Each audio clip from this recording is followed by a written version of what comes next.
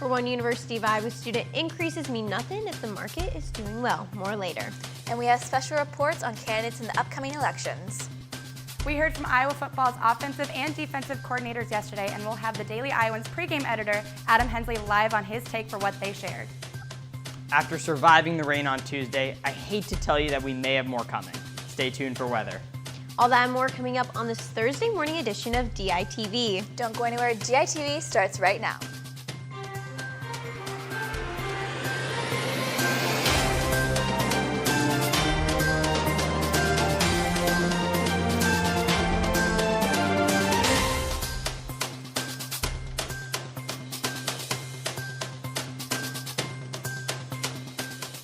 Good morning and thank you for tuning in to this Thursday morning edition of DITV. I'm Mackenzie Cooper. And I'm Susanna Kloster. The Kavanaugh Blasey Ford hearings will come to a boiling point today during the Senate Judiciary Committee meeting.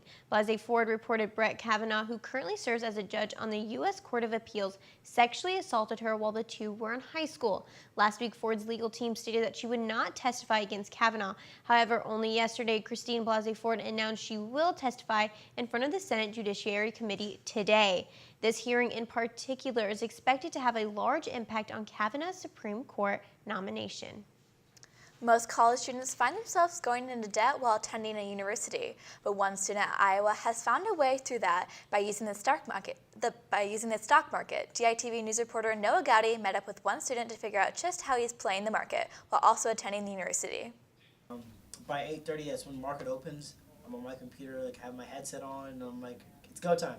Mahmoud Ali is a freshman at the University of Iowa who has been studying and trading stocks in the stock market for over the last 4 years. It's one of those things where people are like, you trade stocks? Dude, you're in college. How does that work? There's no way. It takes a lot of planning and dedication to maintain the schedule that Mahmoud has made for himself this year when trying to balance trading and schoolwork full time. Basically, I've been trying to set up my schedule in a way that I'm able to trade each morning, as much as I can each morning. So I try to trade for an hour or two each day. That way I'm not trying to overtrade. A lot of times when you overtrade, you end up giving back profits. This schedule of trading each and every day has allowed Mahmoud to grow his accounts further than some could have imagined. For example, today I had some pretty nice options contracts on Amazon. As you can see on the day, Amazon is up 2.08%. Today, I'm up 35,000. That's due to having my options contract being in the money. But not all of his days trading on the market go as he plans. I mean, you can see that much money being lost in instants. You guys might say I made this much money in a day, but I've had days where I've lost just as much. Mahmoud has plans to continue trading throughout his time in college and hopes to make a career out of it once he graduates. Reporting from the University of Iowa, Noah Gowdy, DITV News. If you would like to read more of Mahmoud's story, pick up a print edition of the Daily Iowan or head over to our website at dailyiowan.com. With city council elections right around the corner, we sat down with the candidates to learn their stances on the issues facing Iowa City. DITV reporter Noah Gowdy is in the newsroom with more. Good morning, Noah. Thanks, guys. Bruce Teague is running for the recently vacated Iowa City Council position that was previously held by Kingsley Botchway. Teague has played a key role in the Iowa City area with his businesses Caring Hands and more, while also being an active member of the Iowa City Chamber of Commerce. Teague is running his campaign on three main priorities this year, with the first being on inclusion of all and bringing the entire Iowa City community together. The second would be transportation and trying to get that for the entire community, and the third being the biggest emphasis on human rights for all. Being a human rights community or human rights city basically says that when we're talking about food, water, shelter, livable wage, those are human rights that actually when we're talking about them, it should be coming from a different place of urgency, of necessity. Teague emphasized urgency and necessity of basic human rights for all, and also his dedication to represent underrepresented communities in the Iowa City area. Teague, he believes that his experiences that he has lived through his entire life will bring him a unique perspective when it comes to making decisions for the community if he is elected. This has been Noah Gowdy in the newsroom. No, guys, back to you. Iowa City Council has officially approved Phase 1 in the new Iowa City Public Works facility. The project initially started planning in 1999. Phase 1 of the new facility is geared towards construction of covered and heated storage for public work vehicles. The entire project, which is currently split into 4 phases, and a pending future phase will cost an estimated $11 million. Construction on the first phase should be finished by November of 2019. Well, Susanna, it's been kind of all over the place with weather. There was a monsoon on Tuesday, and then yesterday it was beautiful, a little chilly. But let's toss it over to Dylan to see what we can expect for this weekend. Dylan? Thanks, Mackenzie and Susanna. So, did you like that rain on Tuesday? Yeah, me neither. I don't know about you, but it definitely threw a curveball into my day. Here in downtown Iowa City, flash flooding occurred on many streets, which made it very hard to drive through. Luckily, the weather got back on track with the sunshine and warmer temperatures. Even though it was only a bit warmer, there were still some strong winds, so I think we can officially say we are getting into fall weather. This morning, we have a temperature of 57 degrees and sunny. Later into tonight, we have mostly cloudy skies with a temperature of 60 degrees, so another beautiful fall day for Iowa City. But the weekend doesn't look as nice. Going into our extended 5-day forecast, tomorrow we will see showers with a high of 56 degrees and a low of 37. On Saturday, there will be some rain in the evening and a high in the upper 50s and a low in the 40s. Sunday, we have a 40% chance of showers in the morning, but then we get a bit hotter throughout the day with our high at around 75 degrees and our low in the 60s. Thunderstorms will come as our weeks begin on Monday with a high in the 70s and a low in the high 50s. Finally, on Tuesday, we have a similar forecast as Monday's, with again a 40% chance of thunderstorms and a high in the 70s with a low in the 50s. Well, good thing we don't have a football game this weekend because it will for sure be rainy, so make sure you pack that umbrella. Mackenzie and Susanna, back to you guys at the desk. As midterm elections approach in November, we here at DATV want to keep you informed on the candidates in Iowa. Every day this week, we will be bringing you a profile on a new candidate. Today we have DITV news reporter Becca Scadden standing by in the newsroom with one of these profiles. Good morning, Becca. Good morning, guys. And today I'm going to be introducing you to candidate Christopher Peters. Peters is running for a seat in Iowa's 2nd Congressional District in the November general election. Peters was born and raised in Lawrence, Kansas, where he attended the University of Kansas for medical school. He then served in the Army for 9 years, including a stint in Hawaii where he met his wife, Julie. The couple then moved to Iowa after he finished his residency in Oklahoma.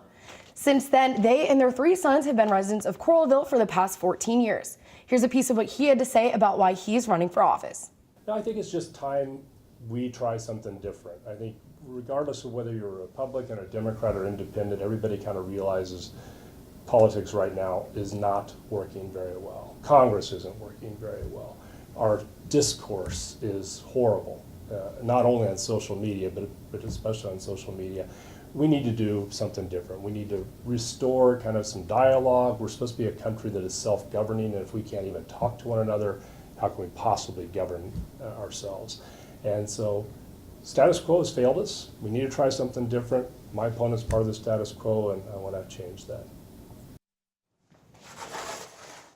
If elected, Peters is hoping to tackle healthcare and immigration as 2 of his main issues. Be sure to stay up to date with the midterm elections and all of our candidate profiles here at DITV. Mackenzie and Susanna, back to you at the desk.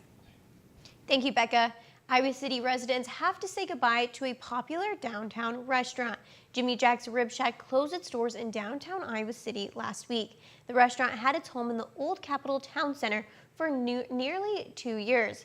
The store's owner blamed low sales for the closing. An old Capitol Town Center representative says Jax is still under a lease and they don't know what their plans are with the space. Jax will still be open in their other Iowa City location and their one in North Liberty. Well, that's such a bummer that Jax is closing, and it's also a bummer that we don't have any Hawkeye football this weekend. I know, it's a bye week, and bye weeks are huge in my family. My brother actually decided his wedding date because of the bye week, so that's what I'll be doing this weekend. But let's toss it over to Kim in the sports studio to find out what we can expect from the Hawkeyes. Kim? Thanks, guys. After the last 4 weekends with home games at Kinnick, I think Iowa City could use a little bit of a break. Headed into the bye week, Iowa football's offensive and defensive coordinators met with the media yesterday to give a first trimester report on how they think the Hawks have performed so far this season. Offensive coordinator Brian Ferentz said that he's impressed with how the offense has improved throughout the season because they've been able to increase their yards per play, which gives them more breathing room to throw the ball more often. We've thrown the ball a little bit more efficiently in the last 2 ball games. And the more we can throw the ball on first and second down and do those things, certainly it's easier to create more yardage throwing the ball than running it. So if you can get a good blend going on first and second down, little run, little pass, but you're being efficient throwing the ball and you're completing those balls and you're completing them a little bit further down the field, then that's a positive. That's where you see those yards per play jump a little bit. And if we can keep that going, that'd be helpful. It helps you move the ball. Later on, defensive coordinator Phil Parker addressed concerns about his decisions when it comes to choosing who to start and who sits on the bench. Who actually makes the decisions of who plays? Do you guys know that? Who makes that decision? Me? The players. Okay, the easiest thing for me to do is sit there and sit there and I evaluate guys. And sometimes a guy might be running with number 2s. Might be a little bit down. Hey, I'm not starting. Why am I not starting? Well, you have to ask you got to gain my trust, okay? Sometimes guys go the other way and they say, it's not that important to me to hustle, effort, or whatever. And I'm not saying this is with AJ, but I'm just saying overall. But the guys make the decision. If I know this guy is playing, this is the guy I'm counting on because he impresses me the most. He's the one I'm going to count on when it's tough, when you got to make a decision. Wow, what a great take from Parker there. The linebackers are one of the biggest question marks headed into the season, but so far they've been an exclamation point. And now the Daily Iowan's pregame editor Adam Hensley joins us to give us his report card for the Hawks as they enter bye week after talking with the coordinators yesterday. Adam, thanks for joining us. Thanks for having me. A lot of people questioned offensive coordinator Brian Ferentz playing in Wisconsin. What did he have to say about that? Well, there was one play call in particular that left a really sour taste in Hawkeye fans' mouths following the loss. Iowa drove all the way down to the Wisconsin 5-yard line on its opening possession of the game, went for it on a 4th and inches, and got stuffed.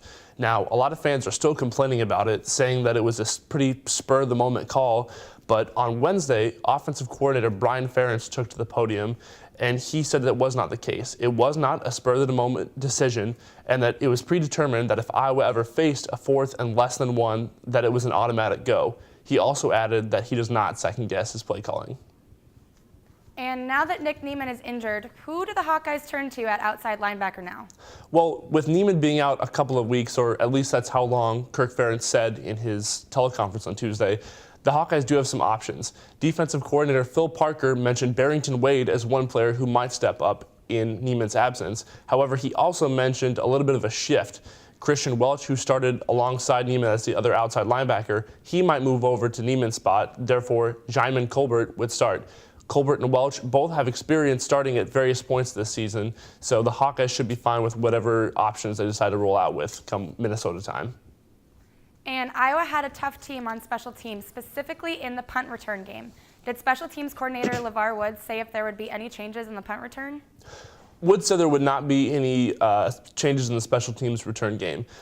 In particular, Kyle Groneweg was one guy who kind of struggled against Wisconsin. There's a little bit of a questionable fair catch he had inside the Wisconsin 5-yard line, and he also fumbled the ball, and it really was just a matter of easy ball security. Now, LeVar Woods said Groneweg is Iowa's guy in the punt return game. There's no changes. But he also mentioned that Iowa special teams, especially the punt return game, have a chance to be very dangerous this season. Adam Hensley live in the newsroom. Thank you. Now, since the football team got a week off, we only thought it was right for Bo and Lucy to do the same. So no pregame show tomorrow, but be sure to tune in for a special feature on the volleyball team and students' reactions to the football team's performance in their first 4 games. Thank you for tuning in to this Thursday morning edition of DITV. Be sure to head over to dailyiowan.com for all your latest news. And if that isn't enough of the Daily Iowan for you, be sure to check out the print edition on the news on Stands Now. For DITV, I'm Susanna Kloster. And I'm Mackenzie Cooper. Have a great day, Iowa City.